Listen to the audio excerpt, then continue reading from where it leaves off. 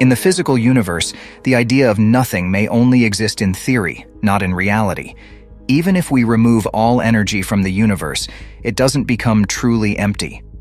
Currently, the universe seems filled with various things like matter, radiation, antimatter, neutrinos, and mysterious dark matter and dark energy. Even if we were to take away every bit of energy, the universe would still create new forms of energy. Why does this happen? It's like the universe itself doesn't understand our idea of nothing at all. If we were to eliminate all energy, leaving only empty space, we might expect the universe to be at absolute zero, with no particles. Surprisingly, that's not the case. Even if we artificially make the universe appear empty, its expansion would still produce radiation. This continues into the distant future, or even back to the time before the hot Big Bang. The universe, it turns out, never truly becomes empty. With all of this, is it really possible that the universe really came from nothing? We are certain that something always exists. Even if we remove particles, antiparticles, photons, and quanta from a space, empty space still remains. If we move far from any mass or energy sources, clear the space of external electric, magnetic, and gravitational fields, and prevent photons or gravitational waves from entering, a kind of physical nothingness still exists. In this empty space, quantum fields persist. The fundamental constants and laws of physics remain. There is a zero-point energy inherent in that space with a finite positive and non-zero value. This seems to be the closest we can get to nothing within our universe. While you might imagine an even more nothing-like state, it doesn't have a physical reality. No experiment can create such a condition. Stick to science, and we can say that something always exists because true nothing cannot coexist in our universe. However, when it comes to the question of why this is the case, science currently has no answer. Here in our universe today, it's very clear that space is anything but empty. In every direction we look, we see stars, gas, dust, other galaxies, galaxy clusters, quasars, cosmic rays, and even radiation both from starlight and left over from the Big Bang itself. If we had better eyes, or let's say superior tools at our disposal, we could also detect the signals that we know ought to be out there. This includes gravitational waves from any mass accelerating through a changing gravitational field, the elusive signals from whatever makes up dark matter, and a more comprehensive view of black holes, both active and dormant, beyond those emitting the most radiation. Everything we observe happens in a universe that isn't static, but is continually evolving. From a physical perspective, it's fascinating to understand how our universe is changing. On a large scale, the fabric of our universe, known as space-time, is expanding. This means that if you place 2 points far apart in your space-time, the proper distance between those points, the time it takes for light to travel between those points, and the wavelength of the light traveling from one point to the other, all increase over time. The universe isn't just expanding, it's also cooling due to this expansion. As light stretches to longer wavelengths, it moves towards lower energies and cooler temperatures. The universe was hotter in the past and will become even colder in the future. Throughout this process, objects with mass or energy in the universe are attracted to each other, forming clusters and creating a vast cosmic web. If you could somehow eliminate it all the matter, all the radiation, every single quanta of energy, what would be left? In a way, you would have empty space itself, still expanding, still following the laws of physics, and still subject to the influence of quantum fields that pervade the universe. This represents the closest physical approximation to a true state of nothingness, yet it adheres to specific physical rules. To a physicist in this universe, removing anything else would create an unrealistic state that no longer corresponds to the cosmos we inhabit. This implies that what we currently interpret as dark energy would still exist in this hypothetical universe of nothing. In theory, if you take every quantum field in the universe and set it to its lowest energy configuration, you'd reach the zero-point energy of space. This means that no more energy can be extracted from it to perform mechanical work. In a universe with dark energy, a cosmological constant, or the zero-point energy of quantum fields, there's no reason to assume that the zero-point energy would be truly zero. As the universe keeps expanding and cooling, there will be a far-off future when radiation becomes the dominant component, surpassing other forms of matter and radiation, with only dark energy being more dominant. However, there's another period in the universe, not in the future, but in the distant past, when something else dominated besides matter and radiation, during cosmic inflation. Before the hot Big Bang, our universe was expanding at an incredibly rapid and constant rate. Instead of being dominated by matter and radiation, the cosmos was governed by the field energy of inflation, similar to today's dark energy, but much more powerful and expanding at a much faster rate. If eternal inflation is correct, but time is still finite, where could the universe have originated? After all, there must have been a beginning, right? To tackle this question thoroughly, let's untangle three commonly confused concepts and discuss each one separately. The hot Big Bang, as it relates to our universe, the theory of cosmic or cosmological inflation and its role in preceding and setting up the Big Bang, the question of an ultimate beginning or origin for our universe, and why both inflation and the original idea of the Big Bang might not provide a satisfying answer to this question.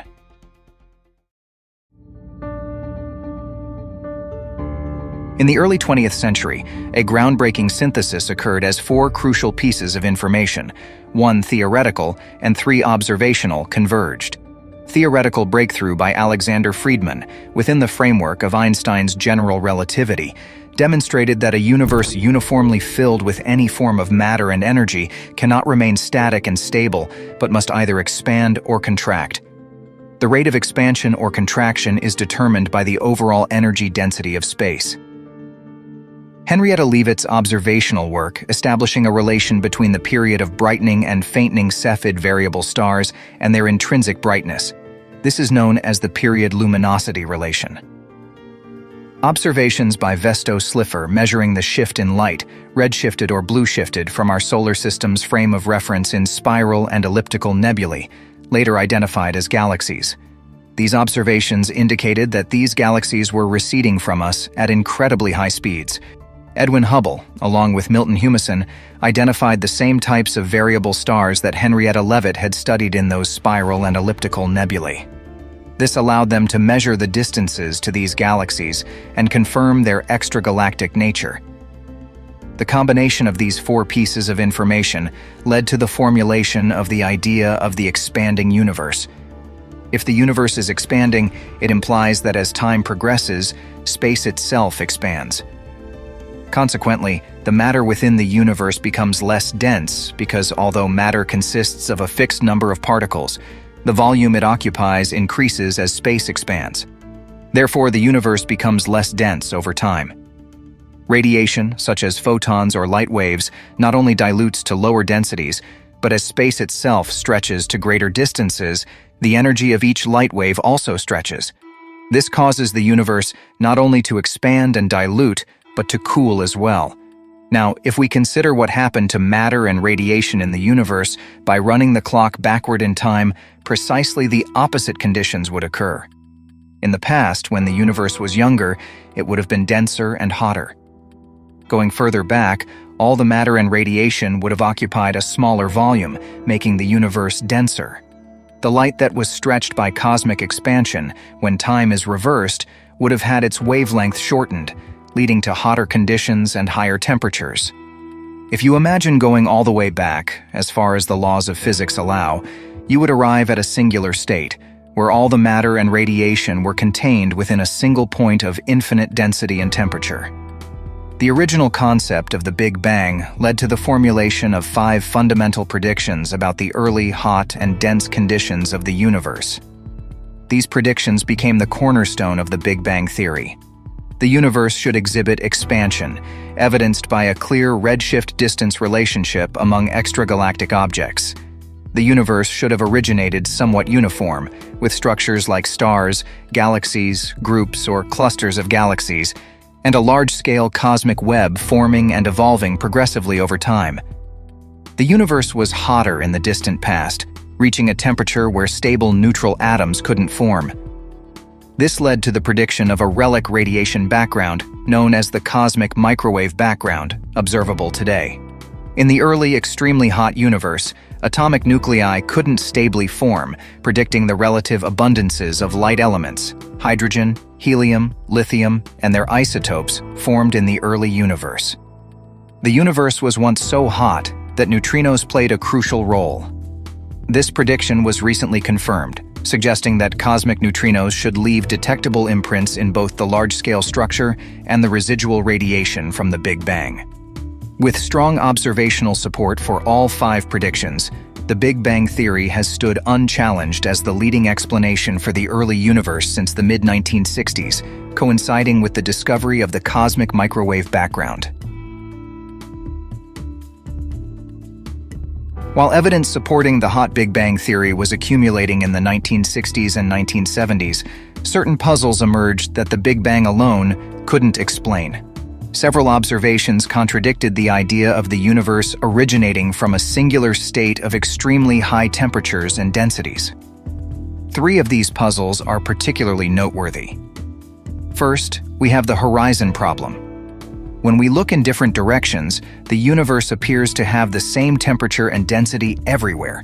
However, since the beginning of the hot Big Bang, these regions never had time to communicate, exchange information, or reach thermal equilibrium with each other. The question arises, how did they evolve to have the same temperature and conditions everywhere? Secondly, we have the flatness problem. In an expanding universe, there's a constant interplay between the initial expansion rate driving things apart and gravitational effects attempting to bring everything back together.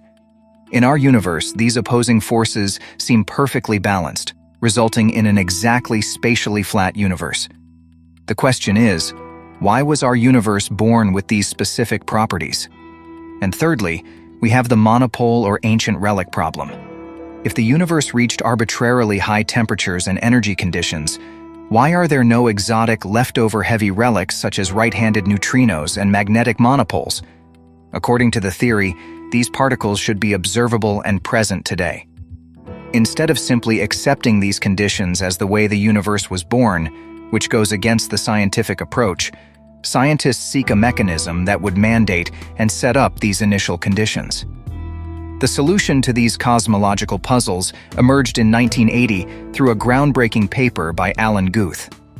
He proposed that an early, rapid, and unrelenting phase of exponential expansion, where the universe's energy wasn't distributed among matter and radiation particles, but was inherent to the fabric of space itself, via a field or some other mechanism, could address all 3 problems. For the horizon problem, the universe's having the same temperature and density everywhere is explained by the fact that, in the past, things were causally connected. This connection was stretched during the early expansion phase of inflation, leading to the observed conditions. For the flatness problem, inflation stretched the universe to such an extent that regardless of its initial conditions, the visible part appears indistinguishable from being flat today. And as for the monopole problem, the absence of ancient leftover relics is explained by inflation preventing the universe from reaching arbitrarily high energies or temperatures. The maximum temperature achieved after inflation ended avoids the creation of these relics. Inflation not only provided a mechanism to explain these observables, but also offered a powerful alternative to the standard hot Big Bang model. Moreover, as additional issues were resolved to show how an isotropic, homogeneous early universe could be restored after inflation, it became clear that inflation could serve as a quantum mechanism for seeding the universe with initial imperfections, or the seeds of cosmic structure, ultimately leading to the detailed structures we observe today. In the 1980s, inflation theory made specific and testable predictions about the seeds of cosmic structure that should be observable in both the cosmic microwave background and the large-scale structure of the universe. These predictions, formulated decades ago, have been confirmed by observations made from the 1990s to the present, including a nearly but not perfectly scale-invariant spectrum of imperfections, density and temperature fluctuations, density imperfections that are 100% adiabatic and 0% isocurvature in nature, fluctuations on superhorizon scales, larger than what a signal moving at the speed of light in an expanding universe could create, a finite maximum temperature for the universe during the hot Big Bang, significantly smaller than the Planck scale. Because inflation involves exponential expansion of space rather than terminating in a singularity like the original model for the Big Bang, it paints a different picture of the beginning. Instead of an emergence of time and space from a singular state, inflation suggests a rapid whoosh leading to a Big Bang. Now, we face the profound question about the true beginning of the universe, if such a concept even applies. In the context of the hot Big Bang without inflation, we could extrapolate backward and reach a singular state where the size of the universe approaches zero in a finite amount of time. However, inflation complicates this picture. The exponential expansion it induces makes it impossible to extrapolate back to a singularity. With exponentials, reaching a state where the universe had zero size would take an infinite amount of time. To further complicate matters, the observable evidence for inflation, where quantum fluctuations generated by inflationary processes left imprints on our visible universe. This corresponds to merely the final 10 to the power of 32 seconds before inflation gives rise to the hot Big Bang. If we were hoping to postpone a singular beginning to an earlier epoch, inflation dashes those hopes. There is nothing we can observe that provides insights into what, if anything, gave rise to inflation. A captivating aspect of inflation is known as eternal inflation.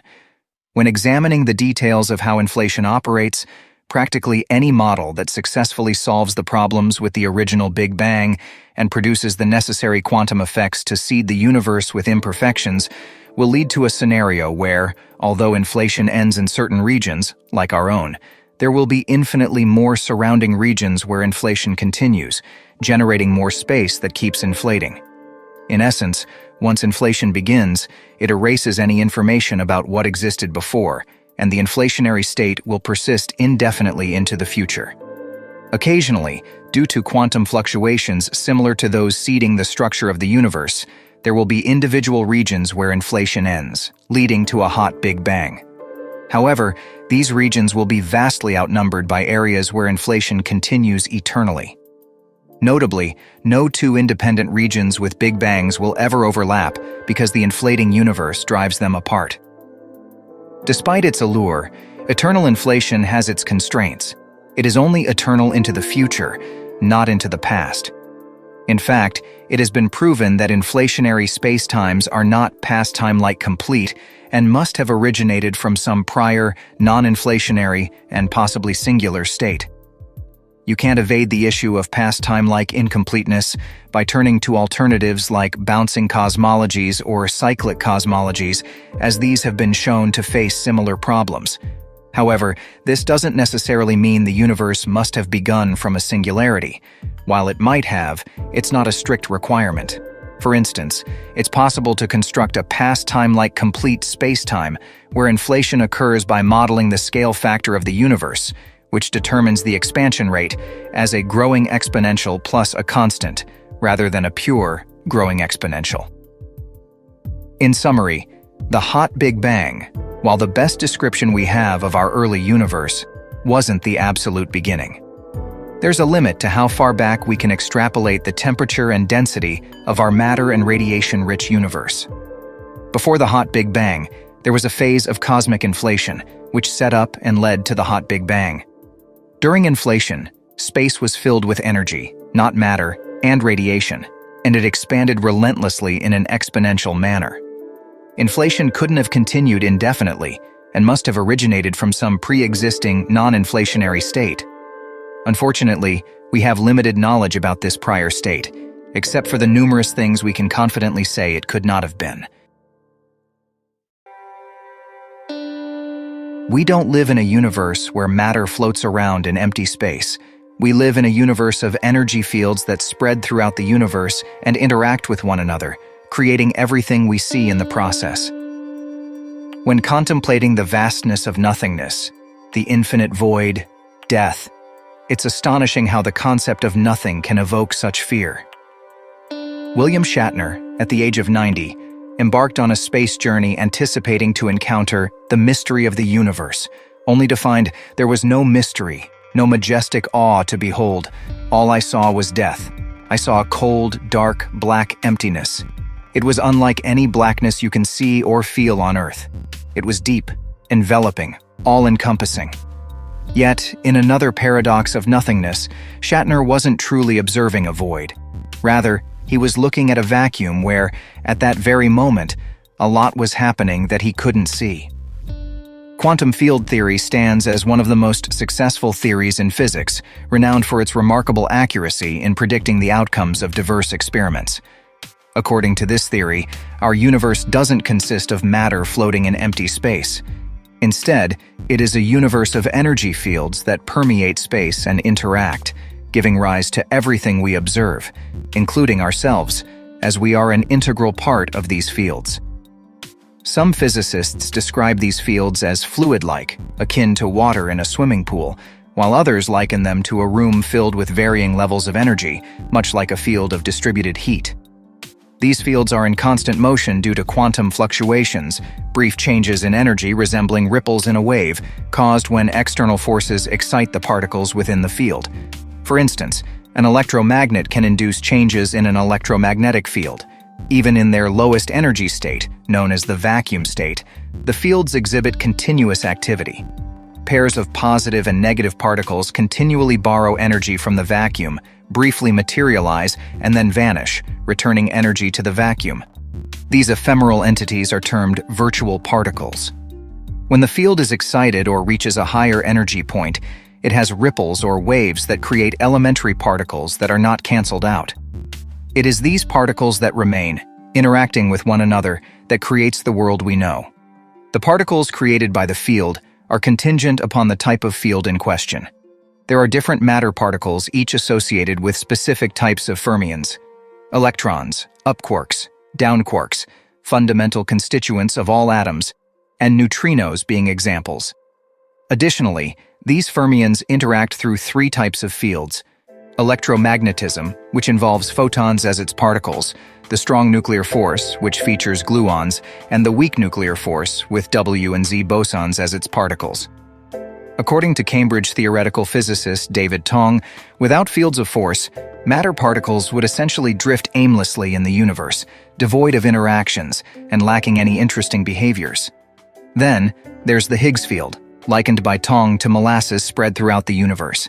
The Higgs field imparts mass to other particles, preventing them from moving at the speed of light. Tong acknowledges that this metaphor is imperfect because it implies friction, whereas in reality, various particles interact with the Higgs field in distinct ways. All the fields, including matter and force fields, are present everywhere, but they interact in diverse ways. Some particles within these fields completely disregard each other, while others interact, giving rise to reactions and complex structures. The collaboration of these fields encompasses everything we comprehend and observe, as well as much that remains unknown and beyond our perception. Strangely, the creation of particles that constitute matter is an exception. For instance, an atom comes into existence when there's enough energy in the quark fields to produce quarks that aren't annulled by antimatter quarks, although the reason for this occurrence is not fully understood. Gluons, which are particles associated with the strong force, bind with two up quarks and one down quark to form a proton. Subsequently, gluons link protons with neutrons, creating a nucleus. Physicists theorize that the visible universe comprises remnants that manage to endure the constant creation and destruction of virtual particles. However, it's worth noting that the particles constituting dark matter present a separate and distinct matter. Even though the universe is teeming with virtual particles, it doesn't entirely dismiss the concept of nothingness. Firstly, there's the mystery of the nothingness preceding the Big Bang, a realm we are yet to comprehend. Moreover, the nature of this nothingness, comprising vast fields of quantum energy, appears to be something that yields a combination of ingredients, namely matter and force, culminating in the creation of our world. Physicists remain uncertain about why, following the Big Bang, certain elemental particles managed to endure. In his book, A Universe from Nothing, Theoretical physicist and cosmologist Lawrence Krauss suggested that the answer lies in the evidence. The inherently unstable nature of nothingness gives rise to elementary particles. There's also the possibility that the entire universe is just one big virtual particle. The vacuum genesis hypothesis theorizes that the entire universe began as a big fluctuation in the nothing that came before it. While it hasn't been proven, it sure is an interesting idea to think about. That in the end, all we, you, me, the whole universe, add up to is a big bunch of nothingness. No matter how vividly you can imagine an empty universe with absolutely nothing in it, that mental picture doesn't align with reality. Insisting on the validity of the laws of physics is sufficient to discard the notion of a genuinely empty universe. As long as there is energy within it, even the zero-point energy of the quantum vacuum is enough. There will always be some form of radiation that cannot be eliminated. The universe has never been entirely devoid of content, and as long as dark energy doesn't completely decay, it never will be either. The universe is the way it is, and while we endeavor to comprehend it to the best of our abilities, we must remain humble in the face of the vast cosmic unknown. The only advice I can give you is this: embrace the curiosity that drives us to explore, question, and uncover the mysteries that continue to unfold. And that's it for the video. I really hope you enjoyed it. Thanks for watching, and check out this video where we talked about a radiation that may be faster than light. It's on your screen.